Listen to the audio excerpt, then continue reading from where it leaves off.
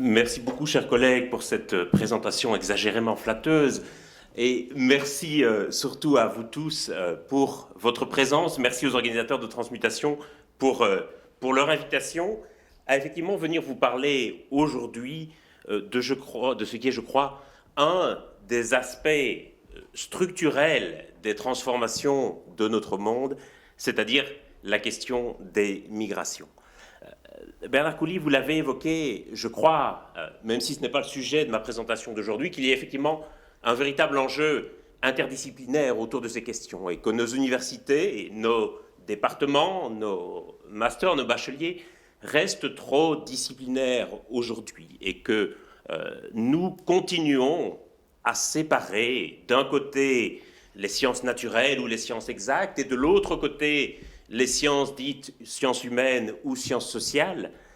Je crois qu'à l'ère de l'Anthropocène qu'Agnès Sinaï a évoquée, je crois au fond que cette séparation n'a plus guère de sens et qu'on ne peut plus aujourd'hui comprendre le monde si on ne comprend pas aussi la Terre. De la même manière qu'on ne peut plus comprendre la Terre si on ne comprend pas aussi le monde.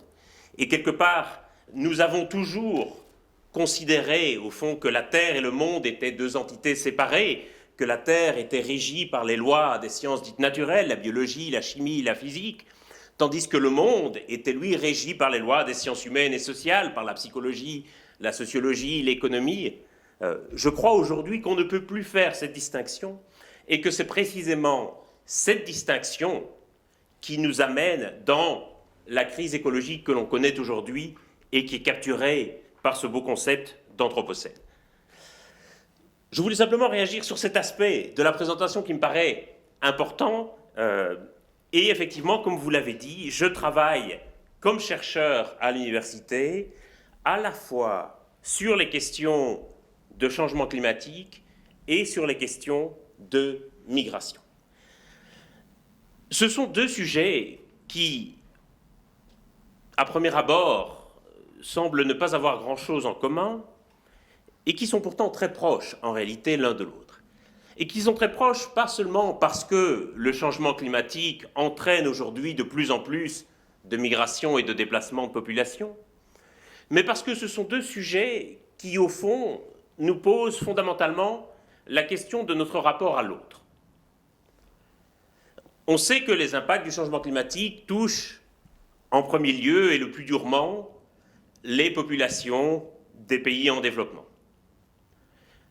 Des populations qui se trouvent dans des pays où, soyons de bon compte, la plupart d'entre nous ne mettront jamais les pieds, au Bangladesh ou à Tuvalu. Et donc la question que nous pose le changement climatique aujourd'hui, c'est de savoir jusqu'à quel point nous sommes prêts à agir, non pas tellement pour nous-mêmes, mais pour les autres.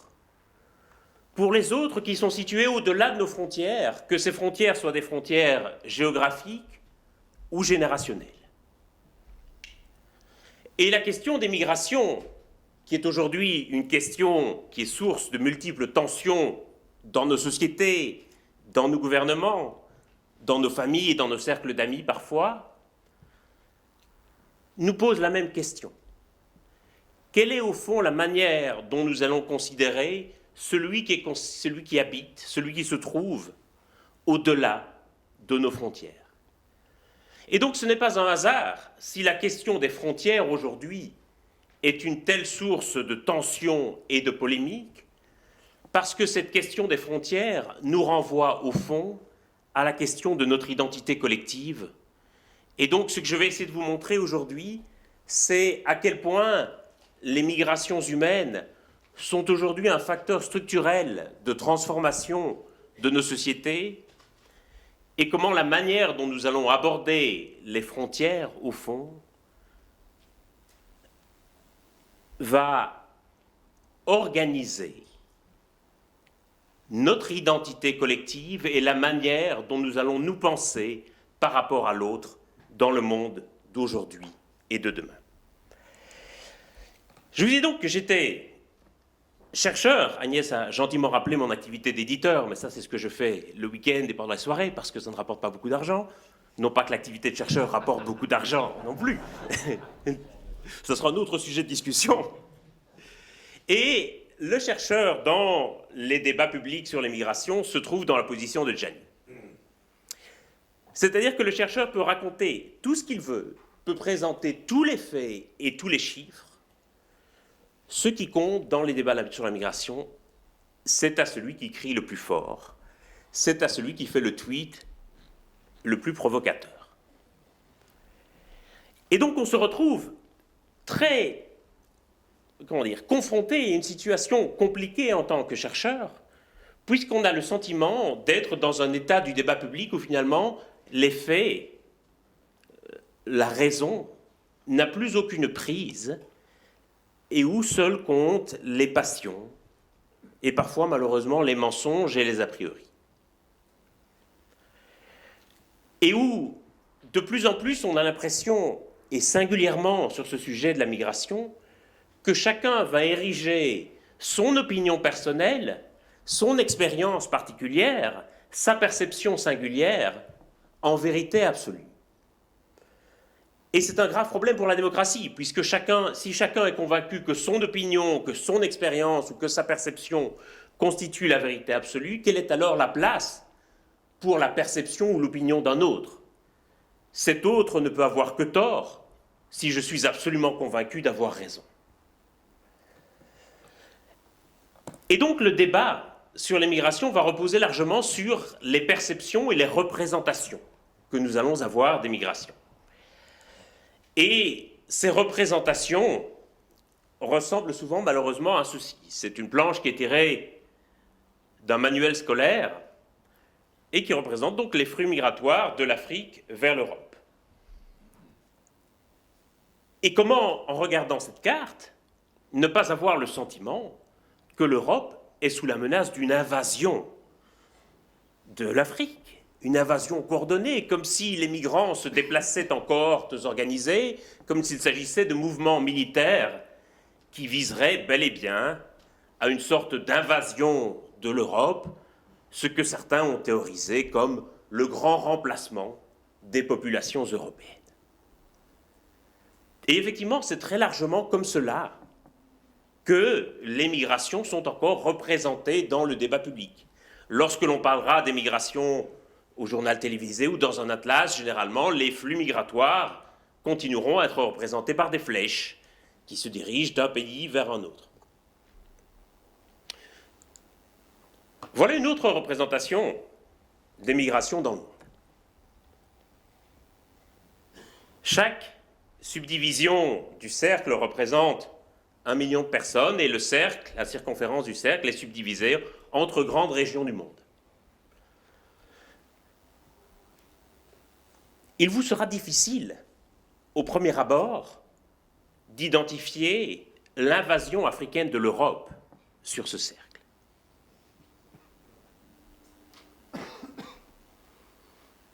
Si vous cherchez bien, on la retrouve, c'est un petit trait moutarde de l'Afrique subsaharienne vers l'Europe. Mais vous constatez que ce n'est pas du tout l'essentiel des migrations internationales. Et qu'en réalité, la plupart des migrations internationales restent confinées à l'intérieur d'une même région géographique. Si je prends les cas des migrations en provenance d'Afrique subsaharienne, par exemple, qui sont celles qui tracassent tellement les Européens et qui tracassent tellement nos gouvernements, on constate qu'à peu près 70% des migrations en provenance d'un pays d'Afrique subsaharienne sont dirigées vers un autre pays d'Afrique subsaharienne. L'essentiel des migrations internationales sont avant tout des migrations régionales, et c'est vrai en Europe comme c'est vrai en Afrique. Et effectivement, si on regarde cette représentation des migrations, on a une représentation beaucoup plus apaisée ou équilibrée des migrations internationales.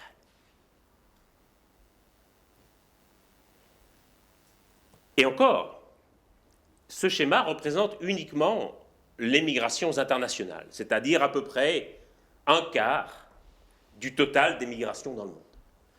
Les 3/4 des migrations dans le monde sont des migrations internes. c'est-à-dire à l'intérieur des frontières d'un même pays.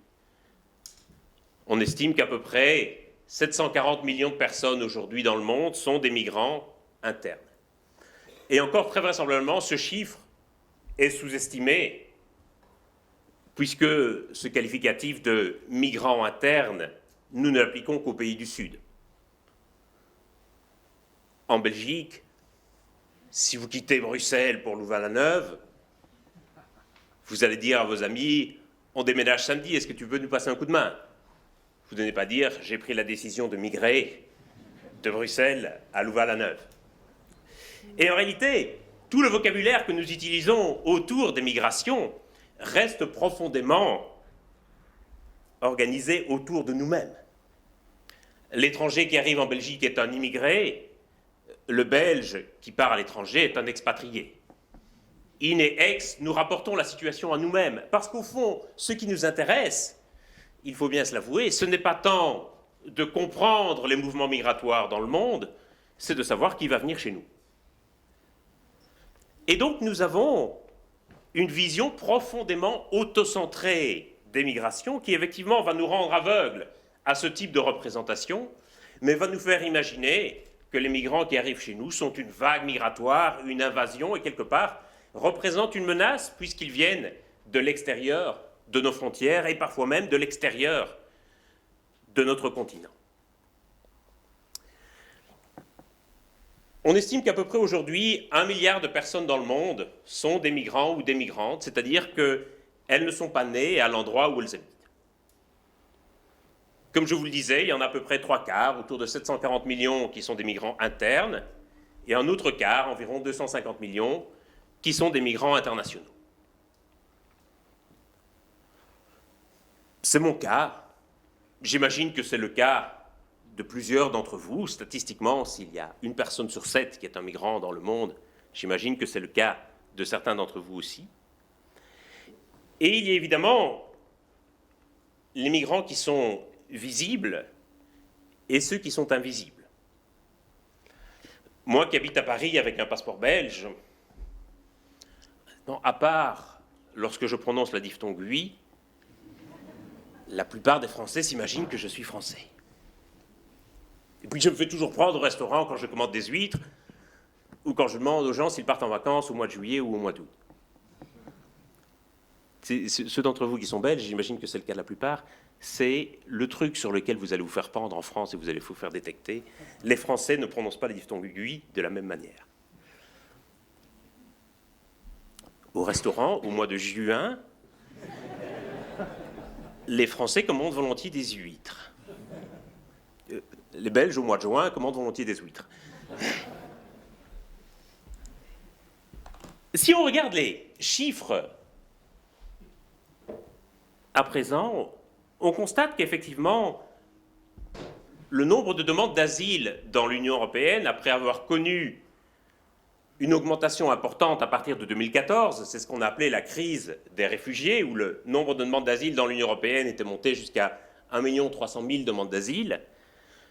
Ce nombre a aujourd'hui été divisé de moitié. On est autour de 650 000 demandes d'asile annuelles dans l'Union européenne pour 2018, et vraisemblablement ce nombre va continuer à diminuer en 2019. C'est-à-dire que nous sommes aujourd'hui revenus à la situation que l'on connaissait en Europe avant la crise des réfugiés. Pour autant, la crise politique sur cette question continue et il ne se passe guère une semaine, malheureusement, sans qu'il y ait un nouveau marchandage sordide autour d'un navire d'ONG qui a recueilli des migrants de la noyade en Méditerranée et qui se voit refuser port après port dans l'Union européenne. Et donc, cette crise des réfugiés, cette crise humanitaire, est devenue aujourd'hui une véritable crise politique qui va toucher aux valeurs et à l'essence même de l'Europe. Parce que ce qui continue, malheureusement, c'est la crise humanitaire. Et même si le nombre de passages de la Méditerranée a très nettement diminué par rapport au pic de la crise des réfugiés, le taux de mortalité, lui, a continué à augmenter.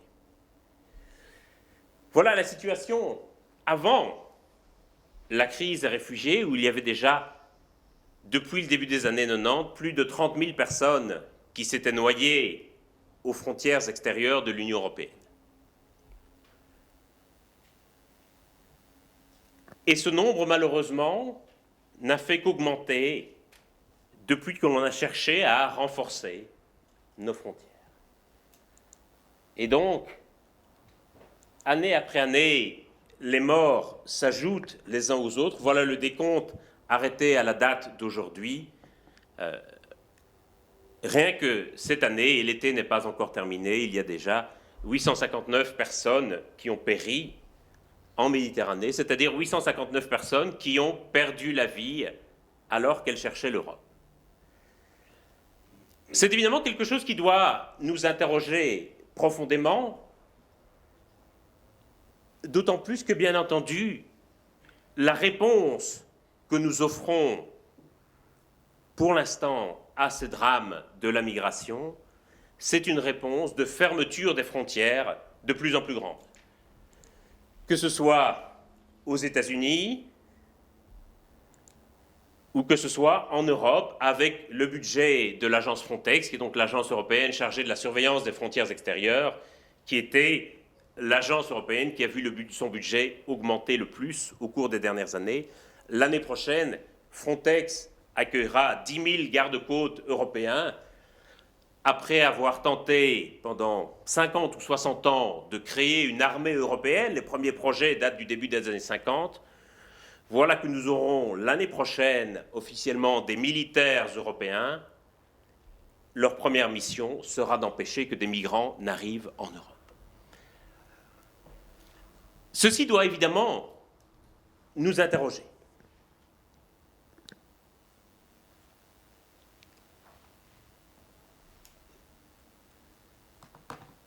D'autant que, comme le pose de façon rhétorique la question de l'article de CNN, ces murs et ces barrières, en réalité, sont tout à fait inefficaces pour réduire le nombre de migrants. Nous avons autour de nous toute une série d'exemples sociologiques, historiques, qui nous montrent que jamais l'érection d'un mur ou d'une barrière n'a permis d'empêcher, ni même de ralentir, des flux migratoires. Le mur qui existe à la frontière entre le Mexique et les États-Unis a été construit il y a en réalité déjà une bonne dizaine d'années. Ce que Donald Trump veut faire, ce n'est pas construire un nouveau mur, c'est simplement le rehausser, le renforcer, notamment aux endroits où ce mur est remplacé par le désert. Et ce qui est très frappant, c'est de voir que ce mur n'a eu aucun effet sur les migrations du Mexique vers les États-Unis. Les migrations du Mexique vers les États-Unis sont déterminées par l'état de l'économie américaine, par l'état du marché de l'emploi au Mexique et aux États-Unis, pas du tout par le mur. Et d'ailleurs, de façon assez ironique, il y a aujourd'hui bien davantage de flux migratoires des États-Unis vers le Mexique que du Mexique vers les États-Unis. Si ce mur était vraiment efficace, c'est le gouvernement mexicain qui devrait réclamer sa construction. Nous avons aussi des exemples sous les yeux en Europe. Lorsque nous avons aboli les frontières intérieures de l'Union européenne, il n'y a pas eu de déplacement massif de population des pays du sud de l'Europe vers les pays du nord de l'Europe. Lorsque les pays d'Europe centrale et orientale ont rejoint à leur tour l'espace Schengen, il n'y a pas eu de migration massive, par exemple, de Bucarest vers Stockholm, alors que la Roumanie, à l'époque, était un pays 6 fois plus pauvre que la Suède, c'est-à-dire le même différentiel de développement qu'on va retrouver aujourd'hui entre certains pays du sud de l'Europe et du nord de l'Afrique. Et donc, on reste profondément pénétré de l'idée, à la fois parmi nos populations et parmi nos gouvernements, que les frontières vont fonctionner comme des robinets, que si vous les ouvrez, d'un coup tout le monde va venir, et qu'à l'inverse, si vous les fermez, eh bien, ça va empêcher les gens de venir. Le problème, c'est que cela ne marche pas comme cela, et que c'est méconnaître profondément la réalité du projet migratoire que d'imaginer que c'est une frontière ouverte qui va motiver les gens à quitter leur pays, ou qu'à l'inverse, c'est une frontière fermée qui va les retenir. Il suffit pour s'en convaincre de regarder la récente crise des réfugiés dans l'Union européenne. Jamais les frontières extérieures de l'Union européenne n'avaient été aussi hermétiquement fermées, et pourtant jamais l'Union européenne n'avait été confrontée à un afflux aussi important de migrants et de réfugiés au cours de son histoire récente. Les migrants qui se trouvent encore au parc Maximilien, ou à Calais, ou à Grande-Synthe, sont convaincus qu'ils passeront un jour en Angleterre. Et ce n'est pas la frontière britannique, qui est aujourd'hui l'une des mieux gardées au monde, qui va les empêcher ou qui va leur faire renoncer à ce projet. Ils tenteront de franchir la frontière 10 fois, 100 fois, 1000 fois s'il le faut, jusqu'à ce qu'ils y parviennent. Alors vous me direz, mais quand même, lors de la crise des réfugiés, on a aussi vu que lorsque Angela Merkel avait ouvert les frontières de l'Allemagne, il y avait eu un afflux massif de réfugiés en Allemagne, et qu'à l'inverse, quand on avait fermé la route des Balkans et négocié ce deal avec la Turquie, eh bien, ça avait arrêté le flux de migrants de la Turquie vers la Grèce. Là encore, il faut bien mesurer les temporalités. Angela Merkel ouvre les frontières de l'Allemagne après que les migrants sont venus en Allemagne. Et l'on ferme la route des Balkans après que les migrants ont cessé d'utiliser cette route des Balkans. Et donc, ce qui est très important, c'est de comprendre ici la temporalité des événements. L'ouverture des frontières allemandes, elle accompagne l'afflux des migrants. La fermeture de la route des Balkans, le deal avec la Turquie, ils accompagnent le fait que cette route n'est plus employée. Et quelque part, ce sont des mesures politiques qui sont prises en réaction aux flux migratoires, plutôt que les flux migratoires qui réagiraient aux mesures politiques. Et c'est assez caractéristique des politiques que nous mettons en place pour les migrations. Ce sont systématiquement des politiques réactives, généralement prises dans l'urgence pour répondre à parfois une émotion populaire. Et ce que nous faisons effectivement de plus en plus, c'est fermer nos frontières, et le nombre de murs et de barrières aux frontières a explosé depuis la chute du mur de Berlin en 1989. C'est-à-dire depuis ce moment où tout le monde s'était juré la main sur le cœur que plus jamais nous n'érigerions de murs pour séparer les peuples les uns des autres, nous avons fait exactement le contraire. Aujourd'hui, on estime que les murs et barrières aux frontières totalisent une longueur de plus de 40 000 km, c'est-à-dire davantage que la circonférence de la planète que nous habitons, et qu'un pays sur 3 environ a une ou plusieurs de ces frontières qui sont murées ou clôturées. Comme je l'ai dit, tout ça n'a guère d'effet sur les flux migratoires dans le monde. Le seul effet que cela a sur les flux migratoires, malheureusement, c'est de rendre ces migrations beaucoup plus dangereuses et donc plus meurtrières. Mais ça ne les empêche aucunement. Alors me direz-vous, pourquoi construire ces murs et ces barrières? Parce qu'en réalité, il s'agit bien plus d'un signal adressé à ceux qui se trouvent à l'intérieur du mur que d'un signal adressé à ceux qui se trouvent à l'extérieur du mur. Ces murs et ces barrières, c'est une manière de matérialiser physiquement une identité collective qui aujourd'hui apparaît menacée, discutée, incertaine.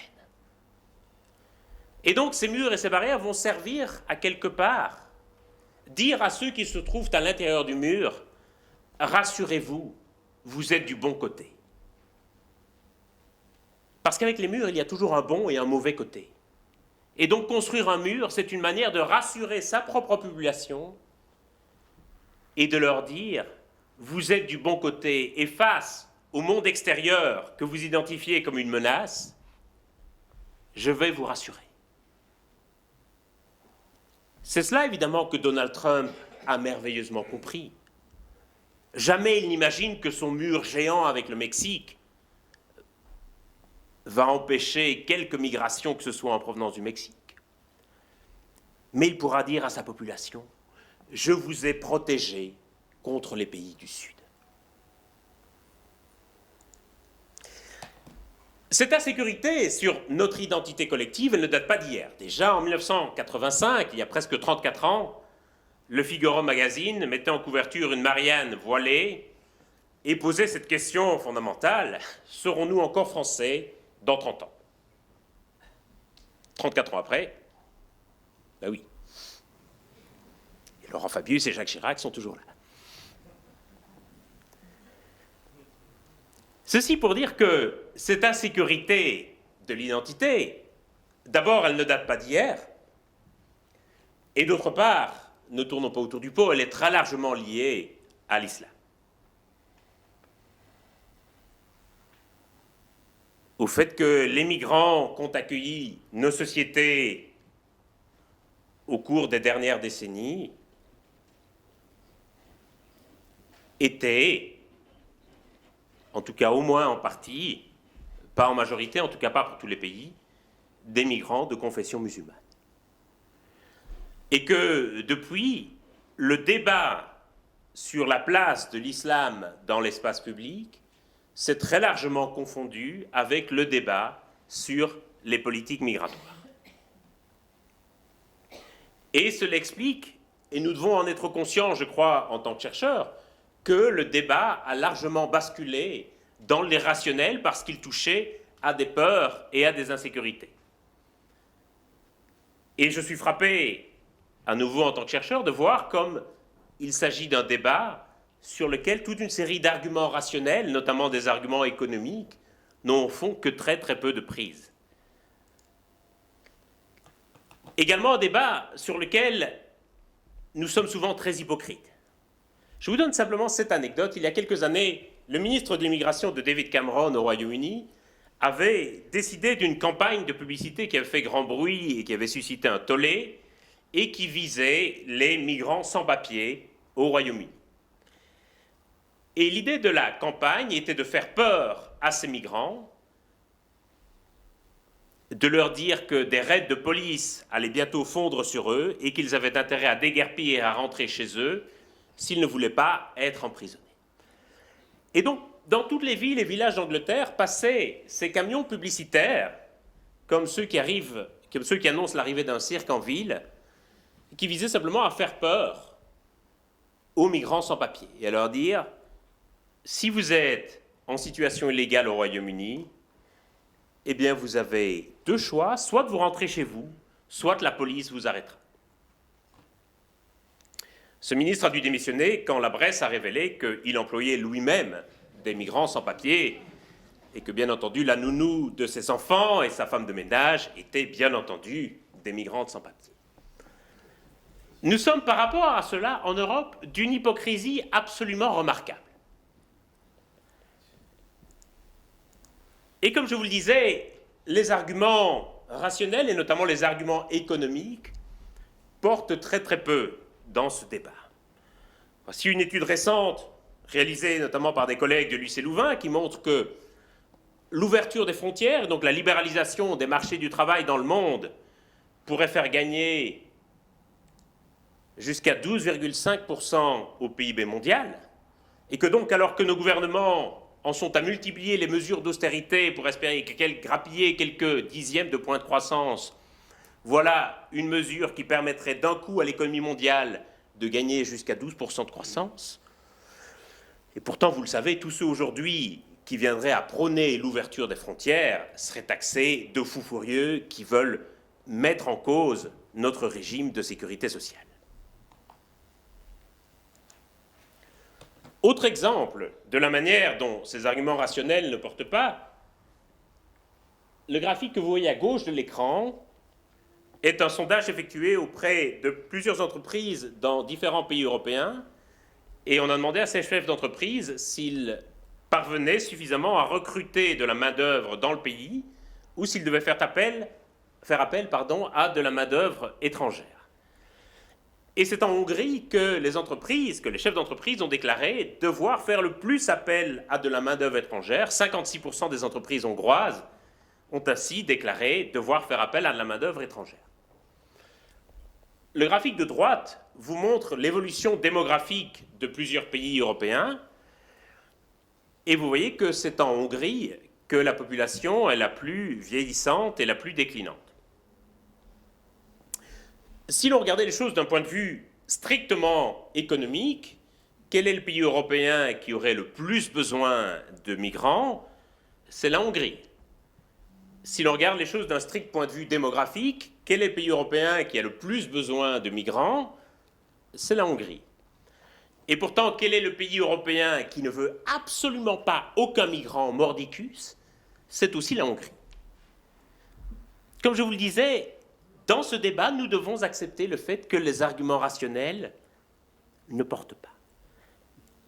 Et en fait, ce qu'il faut bien comprendre aussi, c'est que en Hongrie, comme dans beaucoup de pays d'Europe centrale, ce qui tracasse surtout les gouvernements et la population, ce n'est pas tant l'immigration, c'est l'émigration, c'est le fait que beaucoup de jeunes Hongrois, Slovaques ou Polonais vont aller chercher un avenir meilleur, soit dans l'Europe occidentale, soit carrément plus loin, au Canada, aux États-Unis, ou même en Afrique. En Hongrie, ce qui tracasse les gens, ce n'est pas tellement l'immigration des autres, c'est l'émigration des leurs. Il y a aujourd'hui davantage de Portugais qui migrent en Angola que d'Angolais qui migrent au Portugal. L'Angola est une ancienne colonie portugaise qui a été longtemps marquée par une guerre civile terrible, mais qui aujourd'hui connaît un boom économique qui repose largement sur le pétrole, et beaucoup de jeunes Portugais, touchés par la crise économique et par le chômage, pensent qu'ils auront, à tort ou à raison, un avenir meilleur, une carrière meilleure, ou un salaire meilleur, s'ils migrent en Angola. Et curieusement, c'est les flux migratoires qui aujourd'hui connaissent la plus forte augmentation, ce sont les flux du nord vers le sud, c'est-à-dire les flux migratoires des pays industrialisés vers les pays en développement et en transition.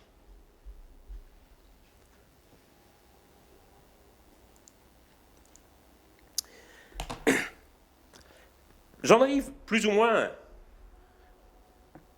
au terme de l'exposé pour souligner la très forte différence que nous allons avoir aujourd'hui, je crois, autour de la frontière, et notamment entre deux types de populations. La personne que vous voyez à l'écran, certains l'auront peut-être reconnu, c'est Phileas Fogg, le héros du Tour du monde en 80 jours.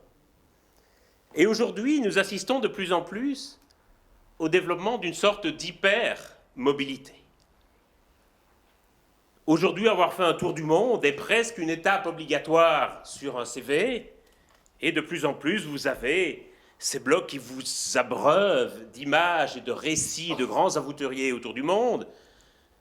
Vous avez même maintenant un business qui se développe pour soigner la dépression post-tour du monde. Si vous n'avez pas fait un tour du monde à 50 ans, c'est que vous avez raté votre vie. Donc, moi qui gère un centre de recherche sur les migrations aujourd'hui, chaque fois que nous devons engager un nouveau chercheur, il y a des chercheurs qui mettent sur leur CV qu'ils ont fait le tour du monde, comme si ça allait être l'argument décisif qui allait me convaincre de les engager. Et donc on a une sorte d'hypermobilité quelque part, qui est incarnée dans la personne de Gérard Depardieu, qui est l'archétype du Français éternel, qui, vous le savez, a eu un passeport belge, puis un passeport russe, et qui, depuis la Corée du Nord, cherchait désormais à obtenir un passeport turc. Lisez ce tweet et rendez-vous compte de toutes les bizarreries qu'il contient.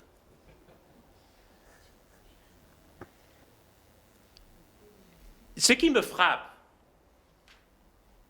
c'est cette sorte de, ce que j'appellerais, cette fracture de la mondialisation. Les étudiants auxquels j'enseigne à Sciences Po se moquent souvent de moi parce que je leur donne des cours sur l'immigration en n'ayant qu'un seul malheureux passeport belge. Eux en ont tous 2, 3 ou 4.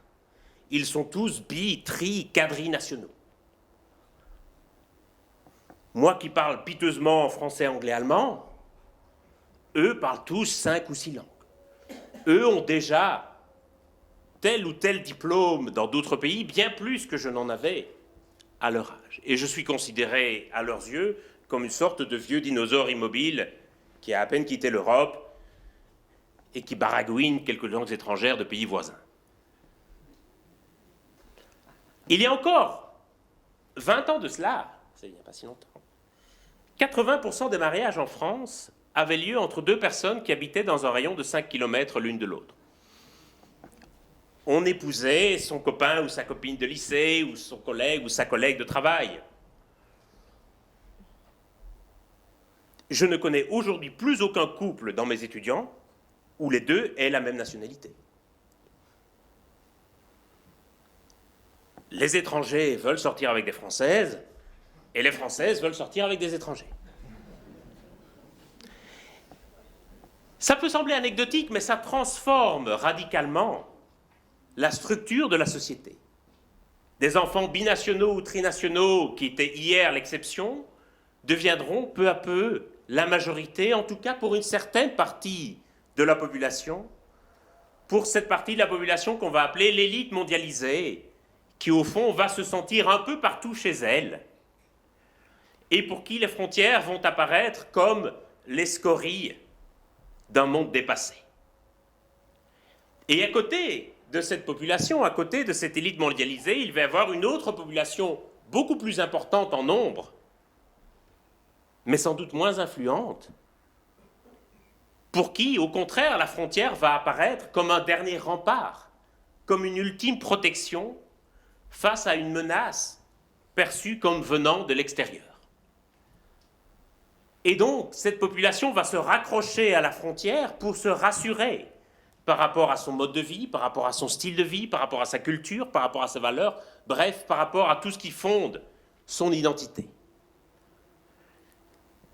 Et c'est quelque part cette angoisse qui était exprimée en France récemment par les Gilets jaunes. Selon l'expression de Bruno Latour, les Gilets jaunes, c'était au fond des gens que leur pays avait quittés.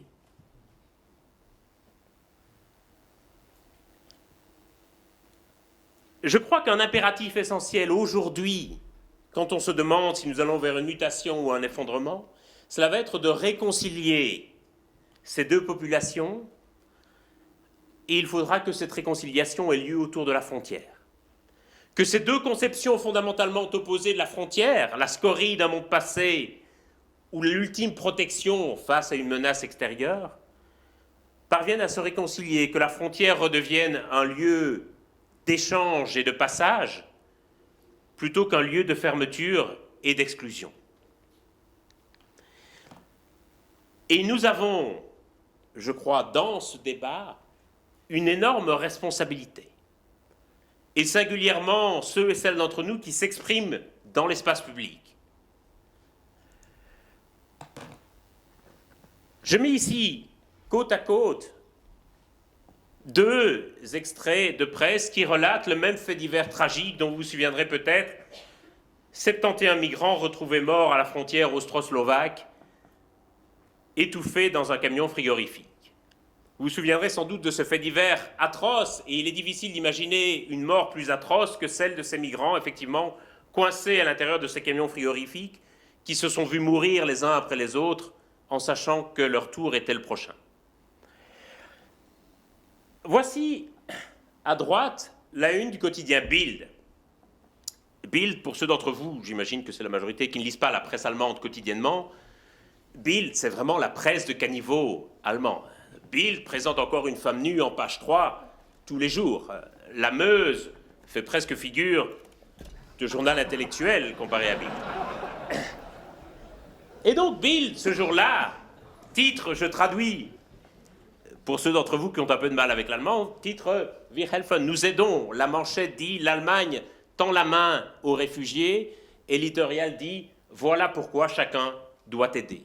Il y a même deux petites histoires dans le coin inférieur gauche, qui sont des histoires du quotidien, des sujets concernants, comme on dit dans la presse, de ce professeur à la retraite qui dit « je donne des leçons d'allemand » ou de cette grand-mère qui dit « j'ai 2 nouveaux petits-enfants ». La Meuse à gauche rapporte le même fait divers de façon factuelle et comme beaucoup de journaux, les commentaires sont ouverts sous l'article. Je vais vous les lire.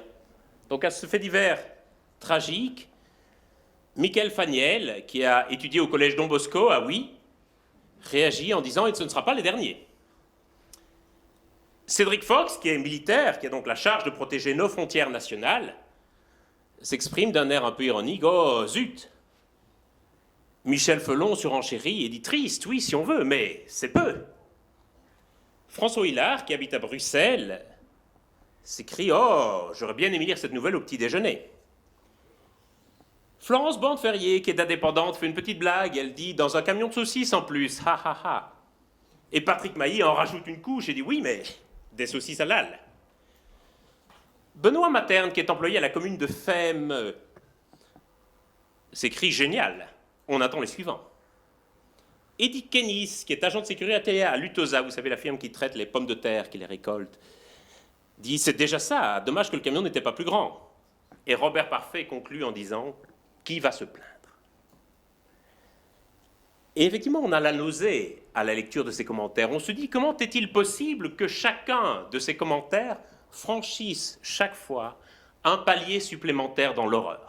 Comment quelqu'un peut-il réagir de la sorte, publiquement, sous son vrai nom, à l'annonce d'un fait divers qui annonce la mort tragique de migrants dans un camion frigorifique ? Et on se dit, qu'est-ce qui explique que la presse allemande et que les Allemands aient réagi comme ça et que les Belges aient réagi comme ça ? Je ne pense pas que les Allemands soient intrinsèquement plus accueillants que les Belges ou que les Belges soient intrinsèquement davantage xénophobes ou racistes que les Allemands. Mais simplement, je pense que nous sommes à ces moments de bascule, à ces moments de carrefour, où le bien peut entraîner le meilleur et où le pire peut entraîner le plus abject. Au moment de la crise des réfugiés, j'ai eu l'occasion quelquefois d'aller faire des conférences, notamment à Munich, qui était la ville qui était véritablement en première ligne de l'accueil des réfugiés, où les trains amenaient chaque jour des centaines de personnes. Et j'étais frappé de voir comme les Munichois et les Munichoises parlaient de ce moment comme du miracle de Munich. Comme d'un coup, ils avaient quelque part réalisé la force de leur accueil collectif et de l'empathie qu'ils pouvaient mettre en œuvre. Et comme à l'inverse, nous sommes forcément honteux à la lecture de ces commentaires, je suis sûr que leurs auteurs seraient sans doute honteux aujourd'hui si on les leur faisait lire maintenant. Mais véritablement, et c'est là, je crois, que nos dirigeants politiques portent une énorme responsabilité, dans ces situations de crise et de basculement, le pire entraîne rapidement le pire. Et donc ces petits dérapages contrôlés, ces petits recadrages, sont autant de paroles qui vont légitimer et libérer de plus en plus une parole xénophobe et raciste. Parce que simplement, dans cette litanie de commentaires, chacun se croit autorisé à aller un peu plus loin que le précédent, parce qu'il se dit finalement, si le précédent a dit cela, eh bien pourquoi n'irais-je pas un cran plus loin dans l'abject ? Et je crois que nous devons être profondément conscients de cela. Alors, comment en sortir face à des migrations qui représentent aujourd'hui une transformation structurelle importante de nos sociétés ? Je suis frappé comme nous continuons à porter sans cesse un regard très normatif sur ces migrations. Combien de fois ne suis-je pas encore invité à des débats par des associations ou par la presse à discuter les migrants, une chance ou un fardeau pour nos sociétés ? Nous permettrions-nous ce genre de débat avec n'importe quelle autre catégorie de la population ? Imagine-t-on que la presse ou une association organise un débat disant « les handicapés, une chance ou un fardeau pour la société ?» Les vieux, une opportunité ou un poids pour nos sociétés? Je suis frappé, par exemple, de la manière dont nous nous ingénions sans cesse, et c'est une question qui me revient sans cesse, à calculer l'impact économique des migrations, à calculer ce qu'un migrant coûte ou rapporte au trésor public. Si je devais faire le calcul pour moi-même, honnêtement, je serais un peu embarrassé. Mon salaire est payé avec vos impôts, toutes les recherches que je fais, et je vous assure que ça coûte cher, sont payées avec vos impôts, tous les doctorants et postdoctorants que j'emploie sont payés avec vos impôts. Et qu'est-ce que ça rapporte? J'écris quelques bouquins et je fais quelques conférences. Ceci pour dire que nous nous permettons, quelque part, avec les migrants, toute une série de questionnements que nous ne nous permettrions pas avec d'autres éléments de nos sociétés. Et pourquoi est-ce que nous nous les permettons? Parce que nous les considérons toujours comme extérieurs à nos sociétés, comme des autres. Et donc nous sommes dans une logique de déshumanisation profonde des migrants que nous allons d'ailleurs désigner systématiquement au pluriel. Nous allons toujours parler des migrants, des étrangers, des sans-papiers, des réfugiés, des musulmans. Comme s'ils constituaient une sorte de groupe à part, avec des liens profonds entre eux, et comme si la qualité de migrant était constitutive de leur identité. Il y a en Belgique davantage de gauchers que d'étrangers. C'est mon cas. C'est le cas de Barack Obama, c'est notre héros à nous les gauchers. Et je suis sûr que c'est le cas de certains d'entre vous aussi. Statistiquement, il y a 15% de gauchers dans la population. On ne parle jamais dans le débat public du coût considérable que les gauchers représentent pour les finances publiques. Pourtant, il faut savoir que les gauchers sont responsables de beaucoup plus d'accidents domestiques et d'accidents de la route que les droitiers. Ce qui fait d'ailleurs, et c'est une très grande injustice, que l'espérance de vie des gauchers est inférieure à l'espérance de vie des droitiers. On dit parfois, j'ai déjà lu des livres de psychologie là-dessus, que les gauchers étaient un peu différents des droitiers, que les gauchers étaient plus créatifs, que les droitiers étaient plus cartésiens, bref, que les gauchers étaient quand même un peu différents.